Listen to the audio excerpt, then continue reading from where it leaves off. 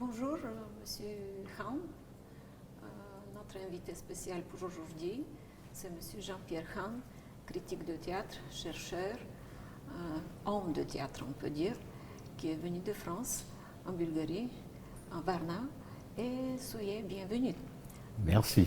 Donc, vous faites partie de l'association des critiques de théâtre international. Vous êtes membre très bien connu de cette association dans le monde du théâtre et vous voyagez beaucoup. Vous avez énormément d'expérience en tant que spectateur, en tant que critique de théâtre.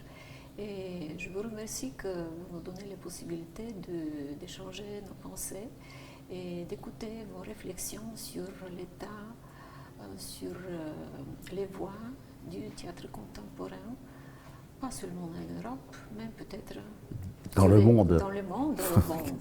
Est-ce qu'il y a quelque chose qui est plutôt unifiant, oui. les spectacles, les voies théâtrales d'aujourd'hui, au niveau plus global? Tout à fait. Mais avant de vous répondre, je voudrais quand même ajouter une petite précision, parce que nous sommes en 2023, c'est-à-dire un moment très particulier après la pandémie, où tout s'est arrêté et tous les échanges de pays à pays, les échanges théâtraux, se sont arrêtés. Donc on se retrouve aujourd'hui dans une situation très particulière. Cela dit, bien évidemment, on peut quand même tirer des enseignements des années précédentes, mais peut-être que tout cela est en train de changer.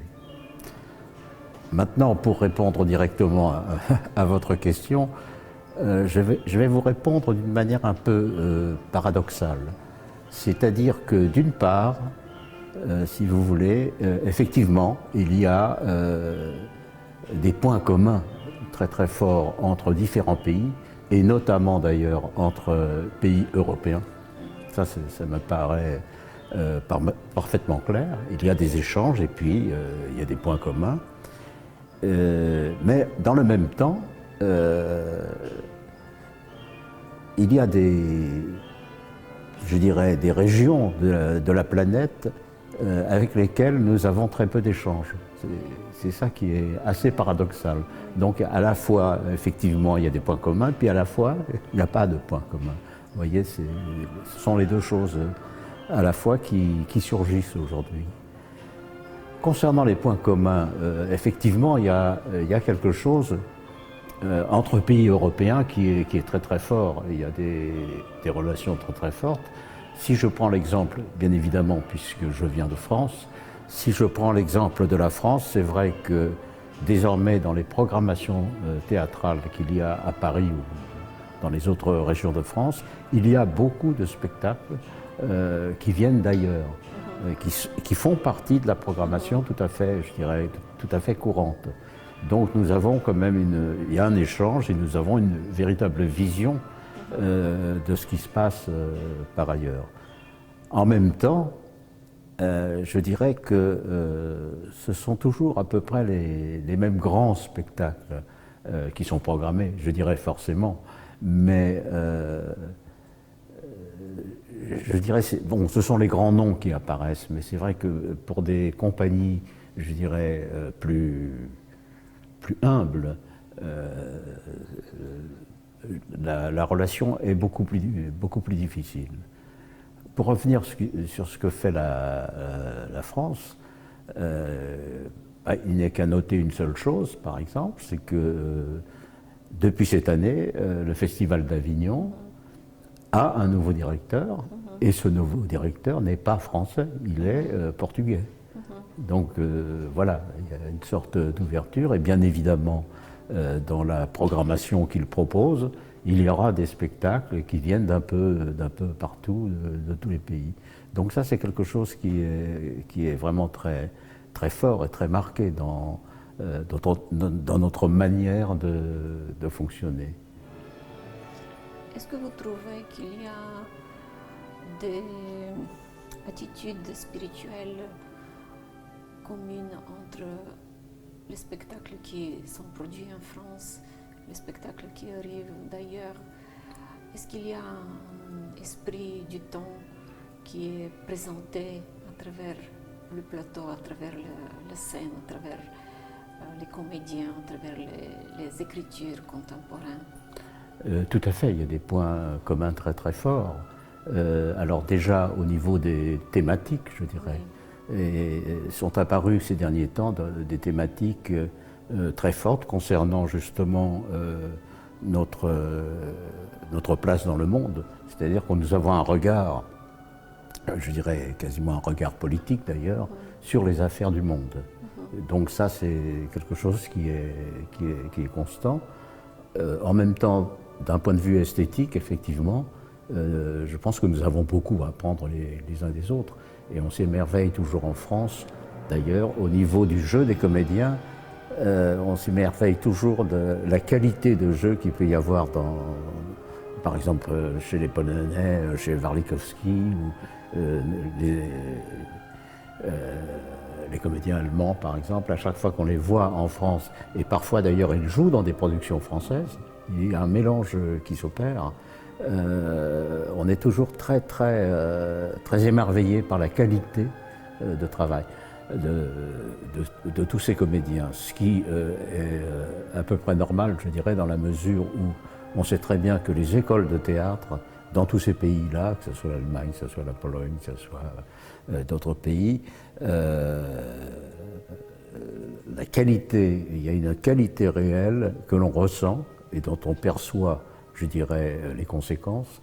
Il y a une qualité réelle qui est là et qui nous émerveille à chaque fois. Là aussi, paradoxalement, que les faiblesses, ce sont des faiblesses qui proviennent des points forts. Oui. C'est-à-dire que, effectivement, le théâtre, ces derniers temps surtout, entend parler du monde, avoir un regard sur le monde et un regard politique souvent. Et c'est là où peut apparaître un certain nombre de faiblesses, parce qu'il y a des spectacles qui se prétendent totalement politiques, et donc on en arrive à des sortes de, je dirais, de schématisme dans les productions. Et donc la faiblesse, elle est là, à ce niveau-là.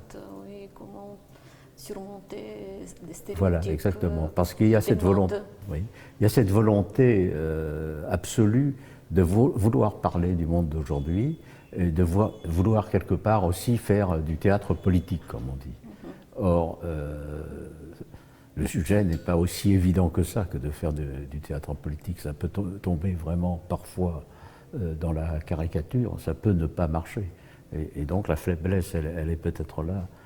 Alors par rapport à ça, d'ailleurs, il y a peut-être deux axes qui pourraient apparaître. Donc la volonté, effectivement, de parler des affaires du monde, et puis en même temps, cette volonté de continuer à vouloir opérer sur ce qui est de l'ordre de l'intime. C'est-à-dire toujours les histoires de couple, par exemple.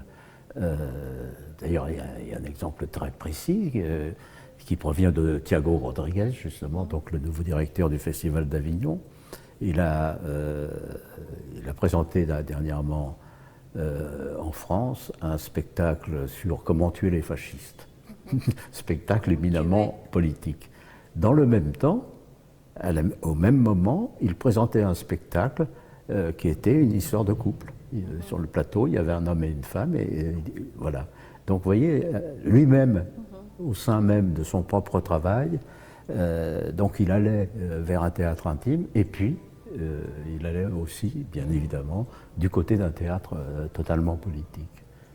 Et ces deux aspects-là, on les retrouve évidemment dans l'ensemble des productions que nous pouvons avoir ici et là. Aujourd'hui. Ouh là là. Quelle est sa spécificité actuelle? Bien, le théâtre français fonctionne exactement sur les mêmes thématiques, mais ces thématiques sont de plus en plus, je veux dire, présentes. C'est-à-dire que maintenant, dans pratiquement tous les théâtres, il est question effectivement du politique, il est question un peu de l'intime, mais ce sont aussi tous les thèmes je dirais, à la mode, il faudrait expliquer ce terme, mais ce sont tous les thèmes qui sont au cœur même de notre civilisation qui apparaissent. Il y a l'histoire de l'écologie, l'histoire du féminisme. Tous ces thèmes-là, maintenant, apparaissent effectivement dans le théâtre français, de manière très, très, très forte. On a encore une idée, peut-être c'est une fausse idée, peut-être c'est une cliché, mais vous allez me dire, mais quand même on a dans nos perceptions l'idée que le comédien français a une attention hyper pointue, si on peut dire comme ça, envers le texte, envers le travail de la voix, envers la qualité du côté littéraire, du côté textuel au théâtre. Est-ce que c'est ça ou ça a changé ou ça s'est enrichi? Je crois que ça a beaucoup changé. Et c'est au fond ce dont vous parlez, c'est de la question du texte et de la place du texte dans le processus théâtral. Alors c'est vrai que ces derniers temps, beaucoup de metteurs en scène se sont éloignés du travail sur le texte.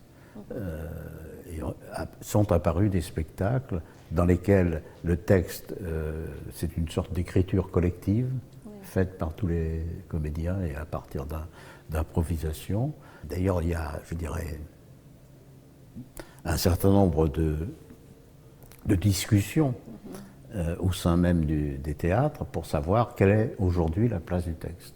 Eux-mêmes, d'ailleurs, les auteurs dramatiques, parfois écrivent des textes dont on ne sait pas trop si ce sont des textes théâtraux, d'ailleurs. C'est très curieux. Par exemple, il y a des maisons d'édition, il n'y en a pas beaucoup en France, qui sont des maisons d'édition qui éditent des textes de théâtre. Et ben dans 3 de ces grandes maisons, ils ont créé une collection où des auteurs de théâtre écrivent des textes, mais ce sont des textes qu'on ne peut pas qualifier des textes de théâtre. C'est-à-dire qu'il n'y a pas de dialogue, et donc c'est une sorte comme ça d'expériment. Voilà, oui, c'est complètement hors champ, et c'est très curieux que ces maisons d'édition aient décidé de créer des secteurs dans lesquels on ne peut pas dire que c'est du théâtre, mais c'est écrit par des auteurs de théâtre. Oui. Il y a à l'heure actuelle une très très grande discussion à ce sujet. Concernant le travail des comédiens, c'est vrai que le travail sur le texte, nous n'avons plus à l'heure actuelle le travail qui était fait autrefois, par exemple sur la déclamation, sur la manière de dire les verbes, de dire les vers. Voilà. Ça, c'est assez curieux. Et on se retrouve du coup dans des productions dans lesquelles les comédiens essaient d'ailleurs de jouer je dirais, le plus naturellement possible, de faire comme dans la vie. Voilà. Et là, il n'est plus question donc de profération ni de quoi que ce soit. Et ça se retrouve d'ailleurs dans un certain nombre de compagnies d'ailleurs qui ont le label de collectif. Voilà. Oui. Tout ce petit monde-là travaille en collectivité, les comédiens se mettent eux-mêmes en scène, et surtout alors ce qui apparaît, c'est la volonté de faire sur le plateau comme s'il n'était pas sur un plateau, de faire comme dans la vie, d'une manière très très réaliste. D'éviter la distance, voilà. Et de faire une sorte de conversation. Voilà, une sorte de conversation. D'ailleurs, il y a beaucoup de spectacles comme ça, de jeunes compagnies, de jeunes collectifs, où les comédiens arrivent sur le plateau habillés comme ils sont habillés dans la ville. Ils sont en général autour d'une table, ils discutent en disant qu'est-ce qu'on va faire. Et puis à un moment donné, ils se disent bon, tiens, il y a un livre sur la table, on va peut-être jouer avec ça, et c'est tout. Si je peux dire, une sorte de démonstration de la négligence du côté purement théâtral. Oui, tout à fait. C'est-à-dire que oui. Et faire au public savoir que ça peut exister comme ça. C'est la volonté de montrer une anti-théâtralité. Justement. Voilà. Parce que moi, je trouve qu'il y a énormément des exemples, des spectacles qui mélangent les genres, Alors, mélangent les expressions.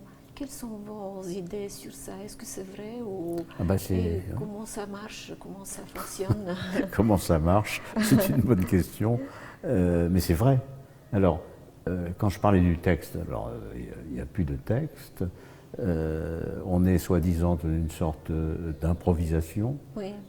Voilà. Et effectivement, il y a un véritable mélange des genres. Oui. Je vais vous donner un exemple plus précis. Là, je viens de recevoir le catalogue de la programmation du prochain Festival d'Avignon. Et autrefois, bon, on présente chaque spectacle et ils mettent théâtre ou bien danse ou bien oui. musique. Pour la première fois, il n'y a plus aucune mention. C'est-à-dire qu'on ne sait pas si on est dans un spectacle de danse ou de théâtre, ou des deux mélangés à la fois. On ne sait pas si c'est une performance ou si c'est un théâtre musical. Il n'y a plus aucune dénomination. Et ça, c'est intéressant parce que, bon, voilà, on ne sait plus. Et c'est vrai qu'au théâtre, désormais, effectivement, nous sommes devant des productions qui mélangent énormément tous les genres. Et puis il y a un genre, alors là, qui est vraiment très prédominant, en France en tout cas, c'est la vidéo et le cinéma. Là, je viens de voir un spectacle avant de venir à Varna, dans lequel vous allez souffrir. Enfin, il y a un acte qui se passe dans une maison et où il y a une réception, il y a des gens qui dînent ensemble. On ne voit rien parce qu'il y a un mur, on nous présente le mur. Donc vous ne voyez rien. Peut-être selon la conversation. Non. Il y a quelqu'un qui suit les comédiens qui sont derrière le mur et qui filme. Et donc on a un grand écran et on voit tout au cinéma, en film. Et c'est devenu quelque chose d'extrêmement courant maintenant, parce que c'est quelque chose à la mode. Bon, à l'époque, c'était Castorf qui avait commencé, il n'avait pas commencé, mais il avait poursuivi, il avait fait d'ailleurs de manière tout à fait remarquable, où il y avait des caméramans qui suivaient les comédiens et qui les filmaient, mais là, c'est devenu presque, je dirais, presque caricatural. Hein, vous voyez, puisque là, effectivement, dans le spectacle que j'ai vu, on ne voit rien. Comment vous trouvez ça est-ce que c'est une voie qui va avoir une perspective ou c'est plutôt une sorte de mode de quelque chose qui est actuel aujourd'hui, mais qui va se dépasser peut-être? Je ne peux pas vous répondre de manière catégorique. Quand cette chose-là, c'est le cas chez Castorf, puisque je citais son exemple, quand c'est maîtrisé à ce point et que ça entre dans la réflexion par rapport à l'ensemble du spectacle, évidemment, je ne peux qu'être d'accord. Oui. En revanche, dans le spectacle que je viens de voir, je sors furieux de là parce que je me demande, je me dis, il n'y a absolument pas eu de théâtre. Est-ce que vraiment la critique théâtrale actuelle, contemporaine, est-ce qu'elle peut contribuer? Est-ce qu'elle peut aider? Un peu entre guillemets, bien sûr, mais est-ce qu'elle a sa place dans le processus? Ça a toujours été la question, quelle est la place de la critique, enfin du critique, dans le processus de création théâtrale? Aujourd'hui, bien alors, sûr. Il y a deux choses, là, tout à l'heure, en venant, on discutait du spectacle Orphée, que j'ai découvert, je ne connaissais pas le metteur en scène, pour moi, ça a été une véritable révélation. Moi, c'est simple, je retourne sur Paris, en France. Immédiatement, j'avais parlé de ce spectacle au directeur d'un festival que je connais très bien, avec qui je travaille parfois, pour qu'il vienne voir et qu'un contact soit établi. Et donc là, à ce niveau-là, je trouve qu'il y a effectivement un travail du critique qui me paraît très très important pour signaler justement telle ou telle chose, tel ou tel spectacle, tel ou tel metteur en scène, tel ou tel comédien. Ça me paraît essentiel et c'est un rôle que personnellement j'aime beaucoup tenir. il y a une grande confusion qui est en train de s'opérer. Et malheureusement, beaucoup de personnes qui utilisent Internet et qui tiennent des blogs ne sont absolument pas compétents. Et tout et rien apparaît sur les écrans, est écrit. Donc c'est un gros problème. Et ça pose une autre question, mais une question qui s'est posée tout le temps, notamment en France et justement dans d'autres pays comme justement la Bulgarie, il y avait la Russie à l'époque, c'est la question de la formation des critiques. En France, malheureusement, il n'existe pas de formation. Et moi, je trouve que la place de la critique de théâtre d'aujourd'hui est assez réduite. Est-ce que c'est vrai? Tout à fait. Mais ça tient, je dirais, à l'évolution de la presse. Dans les journaux, on accorde de moins en moins de place aux critiques. Pourquoi c'est pas du tout attractif? C'est pas ça, c'est que, comment dire, le théâtre, je parle de la France, oui. Là, en tout cas, hein, mais en tout cas, le théâtre ne fait plus partie, finalement, de la vie quotidienne et culturelle. C'est quelque chose qui est complètement à part, qui n'a pas d'importance. Dans un journal généraliste, disons Le Figaro par exemple, un journaliste écrit un article politique par exemple, il y a des protestations des lecteurs voilà, qui ne sont pas d'accord. Dès le lendemain, il y a le rédacteur en chef ou un chef de service qui répond sur... quand il s'agit de théâtre, il n'y a absolument aucune réponse. Bon, il y a des polémiques, mais on les laisse faire. Ça veut dire qu'au sein même des rédactions, c'est vrai que le théâtre n'est pas considéré. Donc, alors, ça a un avantage, c'est qu'on peut écrire à peu près n'importe quoi. Avantage paradoxal. Sans que ça pose problème auprès de quiconque. Mais c'est quand même un peu désolant. Et c'est vrai que la place consacrée au théâtre est vraiment réduite de plus en plus. Comment on peut motiver les jeunes de s'engager et faire de la critique, de s'intéresser, écrire, comprendre, analyser un fait théâtral, un spectacle, faire savoir que ça existe? Ouais. Comment vous essayez de motiver les jeunes critiques, de rester dans le métier, de continuer? C'est très curieux parce que dans l'esprit des jeunes encore, la critique, ils voient la critique comme elle existait au XIXe siècle. C'est très curieux et puis il y a une sorte comme ça d'aura autour de ce métier, si tant est que c'est un métier.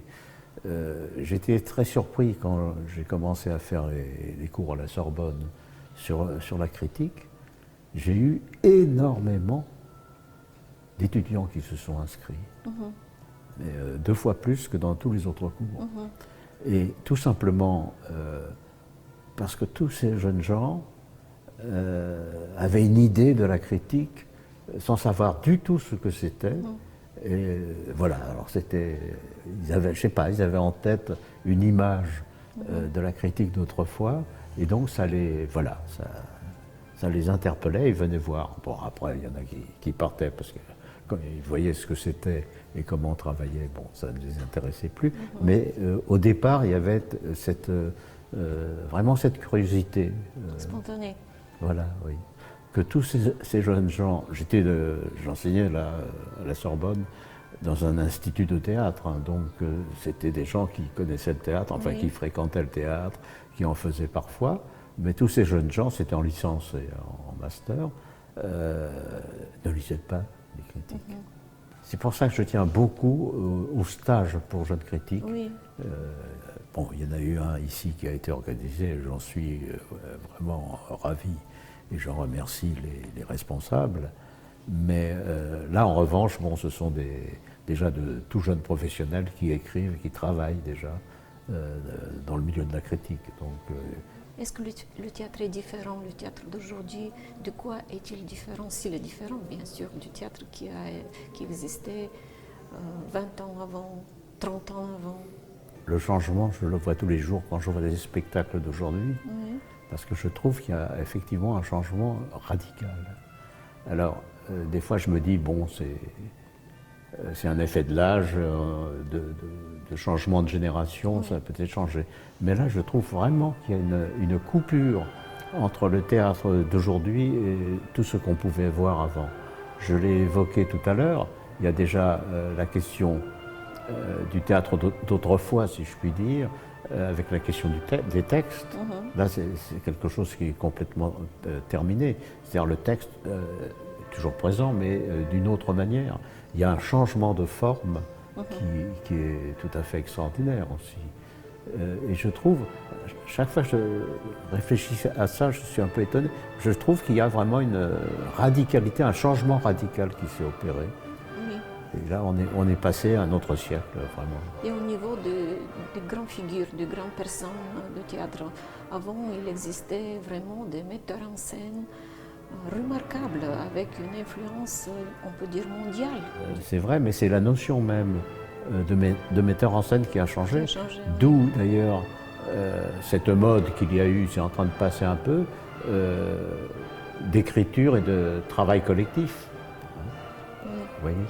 Alors c'est vrai qu'il y a eu une coupure entre chaque génération, ça existait de tout temps, Oui.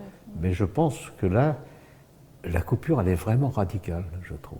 J'observe très attentivement, bien sûr, parce que ça m'intéresse au plus haut point, mais je suis incapable de vous dire vers quoi ça va aller. Alors, par exemple, le changement de forme, le changement des fonctions même au sein du spectacle, et c'est plus du théâtre, on est dans la notion de spectacle, et de spectacle peut-être total ou pas total. Il y a quelque chose là qui est en train de changer. Avec aussi les nouvelles technologies, hein, bien sûr. Justement. Alors bientôt, je ne sais pas, bientôt on n'aura plus de comédiens. Mais sur le plateau, je souris parce que là, dans la revue que je dirige, je vais publier, mais pour m'amuser, un texte d'un auteur qui a interrogé ChatGPT en lui disant je voudrais écrire une pièce, voilà de quoi je voudrais qu'on parle. Et l'intelligence artificielle répond et propose, fait des propositions. Et je publie ça, mais moi je trouve ça très drôle parce que c'est ce que donne l'intelligence artificielle en réponse à cet auteur de théâtre, ça donne des scènes mais hallucinantes de banalité, de médiocrité. Oui. Donc la pièce bien faite est faite par l'intelligence artificielle aujourd'hui. Oui, voilà. Oui. Oui, ce que je voulais ajouter par rapport au théâtre dans le monde et dans les relations qu'il pouvait y avoir entre les différents pays, j'étais très très surpris en voyageant en dehors de l'Europe cette fois-ci, notamment en Asie ou ailleurs. J'étais très surpris de voir qu'il y avait à peu près les mêmes. Il y avait des festivals, et c'était les festivals qui étaient faits exactement sur le même modèle que les festivals auxquels nous participons en Europe. Je me souviens, la première fois que j'étais à Pékin, je suis tombé sur un festival. Et c'était comme le festival d'automne à Paris. Et c'était à peu près la même programmation, c'est surtout ça. Et notamment, à l'époque, je me souviens, il y avait un metteur en scène allemand, c'était Thalheimer, il s'appelle, que vous connaissez bien sûr. Il était programmé. J'étais absolument... On va à Pékin pour regarder. Oui, j'étais absolument ahuri de voir ça à Pékin, du Liban, parce que là, Rami Mroué était programmé. On a vu un spectacle extraordinaire. C'est extraordinaire. Simplement, tout le monde parle de lui. Dès qu'on parle du Liban, on parle de Rami Mroué, de toute façon, ce qui est tout à fait légitime. Mais malheureusement, on ne va pas chercher ailleurs. Moi, j'étais là-bas au Liban, je travaillais avec des Libanais et tout ça. Il y a énormément d'artistes qui ont, je dirais pas forcément la qualité de Rami Mroué, mais qui sont d'une qualité extraordinaire. Mais les gens, enfin les Occidentaux qui vont là-bas, ne vont pas les chercher. On reste toujours axé sur un ou deux noms.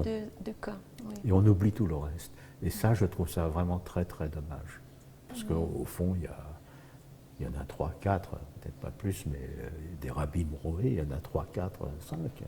Ça, c'est le rôle du critique, effectivement, d'aller à la recherche de ça. Et donner une idée sur des expériences qui sont mal connues. Oui, le rôle du critique au sein de la création théâtrale, il est très très important parce que c'est lui qui peut mettre, enfin qui essaie de mettre en tout cas, en relation les uns avec les autres. Oui, justement. Là, je vous reparlais, pardon de reparler de ça, mais là, pour le metteur en scène d'Orpheus, je vais en parler. Non seulement je vais en parler, mais j'ai beaucoup insisté. Justement. Voilà, et je trouverais plus que légitime que ce spectacle et les autres d'ailleurs de sa production puissent être dans un festival en France, puissent être programmés. Vous pensez qu'il n'est jamais présenté en France? Ben, je ne crois pas, c'est ça. Or, il mérite très très largement. Justement. Voilà. Oui.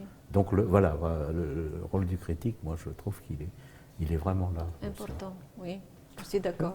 Okay. Bon, merci. Merci d'être venu à Varna. Non, mais c'est un plaisir. Et on espère qu'on se voit on se encore. reverra. On se reverra encore. On se reverra, c'est sûr. Merci bien.